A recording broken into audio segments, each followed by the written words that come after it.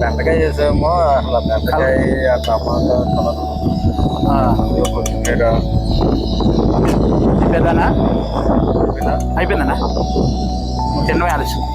సరే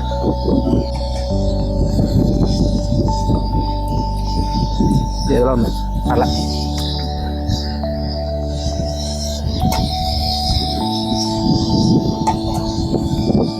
నిజంగా చాలా బాగుంది.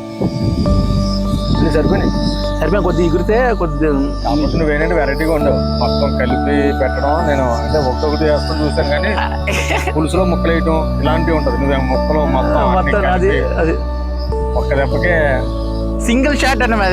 అది అందులో ఉల్లిపాయ కాదు అన్ని కలిపి ఉడికితేనే ఆ ఉల్లిపాయ ఫ్లవర్ దానికి పడుతుంది, బెండకాయ ఫ్లవర్ అన్ని చేపకు బట్టి అప్పుడు టేస్ట్ వస్తుంది. చేప బెండకాయ వేసిన అది వేరు, కలిపి వండింది వేరుగా ఉంటుంది టేస్ట్.